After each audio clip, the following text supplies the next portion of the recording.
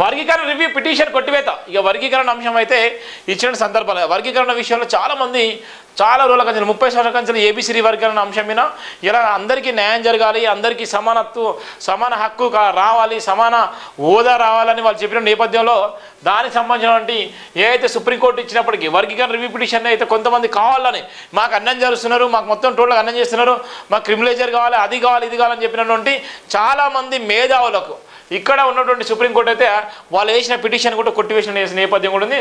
Supreme court ధర్మాసన తీర్పు శిరోధైర్యం, court తీర్పులను గౌరవించుకోవడం ప్రభుత్వాల బాధ్యత.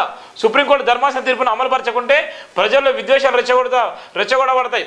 ఉపకులాల పేరున ఊపందుకుంటున్న రాజకీయాలు, షెడ్యూల కులాలు గొడవలకు దిగాక ముందే వర్గీకరణ అమలుపరచండి. ఏదైతే షెడ్యూల కులాలు గొడవలకు దిగక ముందే ఏదైతే షెడ్యూల కులాలకు న్యాయం చేయాలన్నటువంటి ఏబిసిడి వర్గీకరణ ఏదైతే సుప్రీంకోర్టు ఇచ్చిందో ఆ ధర్మాసనం ఇచ్చినటువంటి తీర్పును వెంటనే అమలు చేయాలని రాష్ట్ర ప్రభుత్వాలకు కూడా తెలిసినప్పటికీ కూడా రాష్ట్ర ప్రభుత్వాలు ఇలా కులాల మధ్య ఉన్నటువంటి ఉపకులాల మధ్య చిచ్చు పెట్టేటువంటి ప్రయత్నిస్తున్నారు. ఇక తెలంగాణకు వచ్చినట్లయితే రేవంత్ రెడ్డి ఇలా మాలను ఒకవైపు చూస్తున్నాడు, మాదిగలను ఒకవైపు చూస్తున్నాడు.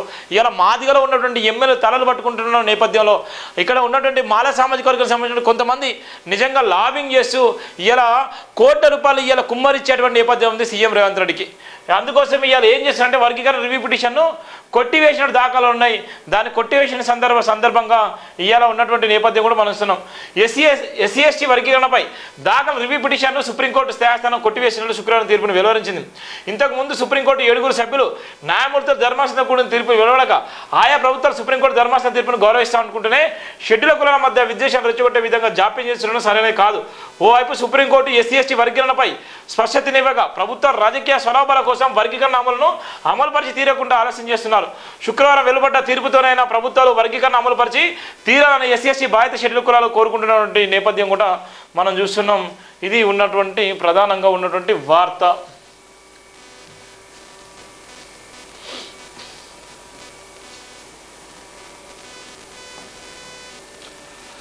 బస్తార్ రక్షసిత్తం సజిగల్లో భారీ అనుకుంటారు. ఇప్పుడే మనం వర్గీకరణ సవాళ్ళు, స్థానిక సంస్థల ఎన్నికలపై ప్రభావం ఎంత? కాంగ్రెస్ లోకల్ లీడర్లతో అలజడి, ఆలస్యం అవుతుందంటున్న మందకృష్ణ. ఉద్యమ దిశగా ఆయన ఆలోచన. కమిషన్లు తీరుతూ అసంతృప్తి, అవకాశాలు చేజారుతున్నాయన్న బాధ, జాప్యంతో మరింత అన్యాయంపైన డౌటు, ప్రతిపక్షాలు టేకప్ చేస్తాయన్న సందేహాలు, మాదిగ కమ్యూనిటీ నేతల్లోనూ చర్చలు, లీగల్ చిక్కులు రాకుండా ప్రభుత్వ చర్యలు. అందుకే cabinet sub committee judicial commission ముందు జాగ్రత్త చర్యల్లో భాగమైన సర్కారు సృష్టికరణ. అందులో భాగంగానే అడ్వకేట్ జనరల్ ఒపీనియన్, కోర్టు కేసులతో ప్రక్రియ ఆగిపోవడంతో ఆలోచన. విషయం ఎంత కుట్ర జరుగుతుందో. ఏబిసిడి వర్గీకరణ సవాళ్ళు ఏ విధంగా ఉన్నాయో చూడండి. ఒక పక్కన సామాజిక కోణాలు చూసుకున్నట్టే ఏ సామాజిక కోణాలు ఎవరు ఏ విధంగా ఉన్నారు, వాళ్ళకి న్యాయం జరగనున్న ఒక లక్ష్యంతోనే పడ్డదే ఏబిసిడి వర్గీకరణ. దాని విషయంలో ఎన్ని సవాళ్ళు ఉన్నాయి, ఏ విధంగా కుట్రలు చేస్తున్నారో మనం ఇక్కడ చూస్తున్నాం. ఎస్సీ వర్గీకరణ అంశం కాంగ్రెస్ నేతల సరికొత్త అలజడిని తీసుకొచ్చింది. సుప్రీంకోర్టు తీర్పు వెలువడగానే అన్ని రాష్ట్రాల కన్నా ముందుగానే రాష్ట్ర ప్రభుత్వం అసెంబ్లీలో తీర్మానం చేయడంతో మాదిగ కమ్యూనిటీలో సంతోషం వ్యక్తమైంది. ఉమ్మడి రాష్ట్రాలు 4 నెలల పాటు అమలైన ఫార్ములతో తెలంగాణ వెంటనే అమల్లోకి వస్తుందని పలువురు భావించారు. పార్టీలకు అతీతంగా ఆ కమ్యూనిటీ చెందిన లీడర్లు సైతం ఆశలు పెట్టుకున్నారు. కానీ రాష్ట్ర ప్రభుత్వం కేబినెట్ సబ్ కమిటీని ఏర్పాటు చేసి మార్గదర్శకాలు రూపొందించాలని ఆదించడంతో నిరసపడ్డారు. ఇప్పుడు సింగిల్ జడ్జితో జ్యుడిషియల్ కమిషన్ ఏర్పాటు చేయనున్నట్లు కేబినెట్ సబ్ కమిటీ ప్రకటించడంతో ఆందోళన పడ్డారు. కాలయాపన జరుగుతుందన్న అనుమానాలు వారిని నెలకొన్నాయి. త్వరలో జరుగుతున్న స్థానిక సంస్థల ఎన్నికల్లో ఇది ఎలాంటి ప్రభావం చూపుతుందని గొబ్బులు కాంగ్రెస్ మొదలైంది. తస్వారం అంటున్న మందకృష్ణ ఆరోపణలు. ఎస్సీ వర్గీకరణ అమలులో రాష్ట్ర ప్రభుత్వం తస్వారం చేసిందంటూ ఎంఆర్పీఎస్ మందకృష్ణ మాదిగా ఆరోపణలు చేశారు. ప్రభుత్వంపై ఒత్తిడి పెంచే విధంగా దశల వారీగా ఆందోళనకు సిద్ధమయ్యే విధంగా ఆయన ప్లాన్ చేస్తున్న నేపథ్యం కూడా చూస్తున్నాం. ఇవాళ ఉన్నటువంటి నేపథ్యంలో ఎంత దారుణంగా ఉందో చూడండి. ఇలా ఎంత భయంకరంగా ఉన్నటువంటి నేపథ్యం ఉందో మనం చూస్తున్నాం. సచివాలయ ఉద్యోగులు మూకుమ్మడి బదిలీ, దాదాపు 400 మందికి పైగానే ట్రాన్స్ఫర్లు. అసిస్టెంట్ సెక్షన్ ఆఫీసర్ ఆపై rank assistant deputy joint secretary వరకు 30 డిపార్ట్మెంట్లో ఒకేసారి భారీ కుదువు. ఏళ్ల తరబడి ఒకే శాఖలో పనిచేస్తున్నందున జీఏడీ పంపిన ప్రభుత్వాలకు సీఎం ఓకే. 7 రూపాయలు అధికారికంగా ఉత్తర్వులు జారీ అయ్యే నేపథ్యం ఉంది. వాళ్ళు ఎన్ని సంవత్సరాలు పోవడానికి సమంత నిజంగా కేటీఆర్కి ఉన్నటువంటి సంబంధాలు వాళ్ళు పంపించేటువంటి మాటలు అయితే ఇలా చర్చనీయమైన దాని మీద మరి ఎవరి మనోబలం దెబ్బతినలేదు. ఇలా ఉన్నటువంటి కమిషన్లు, ఎస్సీ కమిషన్, బీసీ కమిషన్లు, ఇలా ఉన్నటువంటి మహిళా కమిషన్లు కానీ ఇలా ఉన్నటువంటి తెలంగాణ రాష్ట్రంలో అంతా వ్యాఖ్యలు ఇచ్చినటువంటి మహిళా లోకం ఎక్కడ పోయింది? మరి మహిళలు ఎందుకు రోడ్ల మీదకి వచ్చి ఇలా ధర్నాలు రాష్ట్రాలు చేస్తున్నారు? ఒక మహిళను అంతా ఆ దారుణంగా కించపరిచిన ఇంకో మహిళా మంత్రి ఎందుకు మాట్లాడలేకపోతున్నారు? ఎందుకు సమాధానిస్తున్నారు? ఇది రాజకీయాలకు ఇది బాధాకరమైనటువంటి సంఘటన. అందుకోసమే రేవంత్ తీరుపై పెద్దలు కూడా సీరియస్గా ఉన్న నేపథ్యం, ఈయన పదవి కూడా గండం ఏర్పడది. రేవంత్ తీరుపై పెద్దలు సీరియస్. తెలంగాణలో ఏం జరుగుతున్నదని ఫైర్ తీవ్ర అగ్రహంతో రేవంత్కు హైకమాండ్ ఫోన్ కాల్. రేపు ఢిల్లీలో సమావేశం, కేకతో సీఎం మంత్రాలు. ఉత్తమ్కు పెద్దలు ఫోను. తాజా పరిణామాలపై చర్చ. తండ్రి కర్మకాండ ముగిశాక ఢిల్లీకి రావాలని సూచన. అమలుకు ప్రియాంక ఫోను. అండగా ఉంటామని అమలు ఏదైతే అఖిల అమలకు ఉందో ప్రియాంక కూడా ఫోన్ చేసింది, అండగా ఉంటామని కూడా హామీ చేసిన నేపథ్యం. నాగార్జునతో రాజకీయ రాష్ట్ర కాంగ్రెస్ నేతలు యాత్నలు. నాగార్జునతో ఇప్పటికే రాష్ట్రంలో ఉన్నటువంటి నాయకులందరూ కూడా రాజకీయ కూర్చుకునే నేపథ్యం ఉంది.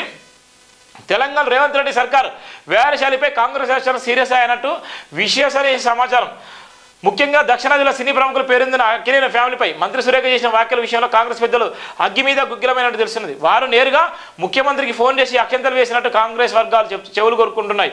ఈ నెల 6న ఢిల్లీలో కేంద్ర హోంశాఖ నిర్వహించిన సమావేశానికి హాజరు కావాల్సిన నేపథ్యంలో ఆయన చేసినటువంటి వ్యాఖ్యలు కూడా మనం చూస్తున్నటువంటి సందర్భం చూస్తున్నాం. ముఖ్యమంత్రి కేవీపీ డి అంటే డి నర్మగర్భ చురుకలతో రేవంత్ లేఖ. నా నిబద్ధత గురించి ఒక కాంగ్రెస్ సీఎంకు నేనే చెప్పుకోవాల్సిన రావడం బాధాకరం. మూసీ ప్రాజెక్టు వైఎస్ ఆలోచనే.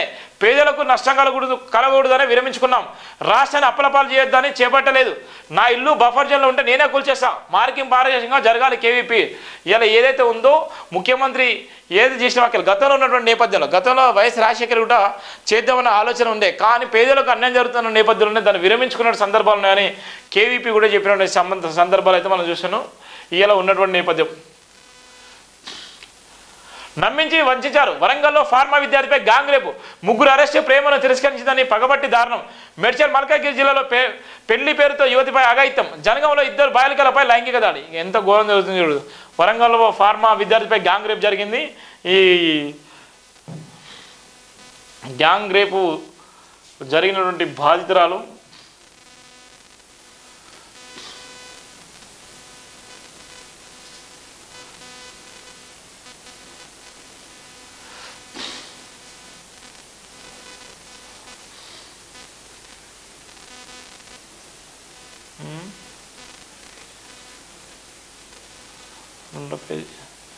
ఢిల్లీలో తేల్చుకుంటాం. తొర్రు రైతు ధరలో మాట్లాడుతున్న హరీష్ రావు. చిత్రంలో బీఆర్ఎస్ నేతలు ఎర్రబెల్లి సత్యవతి రాజావు, శ్రీకొండ, పోచంపల్లి, పల్లా రావుల కవిత తదితరులు. రావులు ఇంటిని ముట్టడిస్తాం. దసరాలోకి అందరికీ రుణమాఫీ చేయాల్సిందే. వరంగల్ రైతు డిక్లరేషన్ అమలు ఏమైంది? మంత్రులు ఎమ్మెల్యే నిలదీయాలి.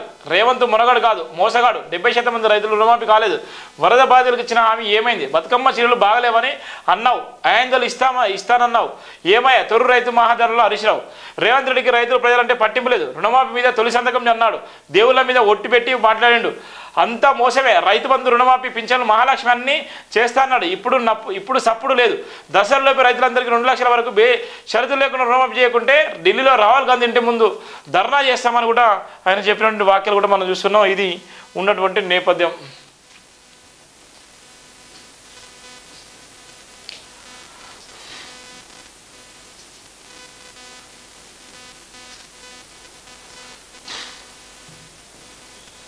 ఇక అందం కోసం చూడు, యవ్వనంగా తీసుకొస్తామంటూ 35 కోట్లు కొట్టేశారు. యవ్వనంగా తీసుకొస్తామంటూ 35 కోట్లు తీసుకొచ్చి చూడు. అందం కోసం ఎన్ని కోట్లు పెడతారు చూడు. అందం కోసం 35 కోట్లు ఖర్చు పెట్టే ఇజ్రాయెల్లో తయారైన టైం మిషన్తో యవ్వనాన్ని తిరిగి తెస్తామని వృద్ధులకు ఓ యువ జంట నమ్మించి ₹30 కోట్లు కొట్టేసింది. ఆ సొమ్ముతో విదేశాలకు పారిపోయింది.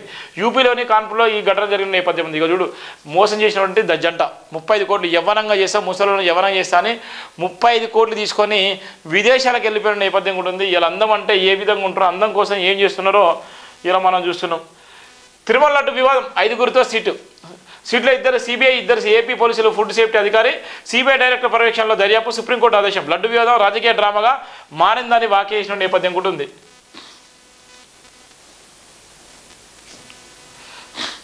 పాపం భారీగా ఎన్కౌంటర్ జరిగింది. పాపం ఎంత ఘోరం.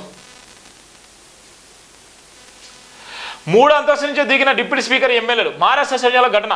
ధన్గఢ్లో ఎస్టీలో చేర్చేద్దంటూ నిరసన, నేతలందరూ ఆదివాసీ వర్గం వారే, కింద వాళ్ళలో ఏర్పాటు చేస్తే ఉండడంతో తప్పినప్పు. ఇక చూడు వాళ్ళు ఏం చేసేలా 3వ అంతస్తు నుంచి దిగిన డిప్యూటీ స్పీకర్ను ఎమ్మెల్యేలట. మహారాష్ట్ర సచివాలయంలో ఘటన, ధన్గఢ్ను ఎస్టీలో చేర్చేద్దంటూ నిరసన, నేతలందరూ ఆదివాసీ వర్గం వారే, కింద వాళ్ళలో ఏర్పాటు చేసి ఉండడంతో తప్పినటువంటి పెను ప్రమాదం జరిగింది. వాళ్ళకి ఎంత ఇబ్బంది ఉందో చూడు. కార్యకర్తలందరికీ న్యాయం చేస్తాం, పనిచేసే గుర్తింపు దానికి నేనే ఉదాహరణ. మరో 10 ఏళ్ళు అధికారంలో ఉండేది కాంగ్రెసే, రాజకీయాల్లోకి నన్ను తీసుకొచ్చింది డిఎస్ఏ, ఎప్పటికీ ఆయన గురువుగానే భావిస్తాను. రేవంత్ రాత్రుల్లో హామీలను నెరవేరుస్తాం. టీపీసీ అధ్యక్షుడు మహేష్ కుమార్ గౌడ్ నిజామాబాద్లో సన్మానంలో బహిరంగ సభ. నిజామాబాద్లో జరిగిన ర్యాలీలో ప్రజలకు మహేష్ గౌడ్ అభివాదం చేస్తున్న నేపథ్యం ఉంటుంది. ఇక ఇంత దారుణంగా ఉంది. అత్యాచారం కేసులో 3 అరెస్ట్, వరంగల్ ఫార్మాటీ విద్యార్థిపై ఆఘాయిత్యం ఘటనలో రిమాండ్ చేసిన నేపథ్యం కూడా ఉంది. ఇది జైవిన్ దినపత్రిక ఉన్నటువంటి ప్రధాన వార్తలు, వివిధ దినపత్రిక ఉన్నటువంటి ప్రధాన వార్తల సారాంశం, మార్నింగ్ వార్తలు. దయచేసి ప్రతి ఒక్కరు కూడా జైవిన్ టీవీని సబ్స్క్రైబ్ చేసుకోండి, షేర్ చేయండి, విలువైన కామెంట్ చేయండి. Thank you so much. జై భీమ్.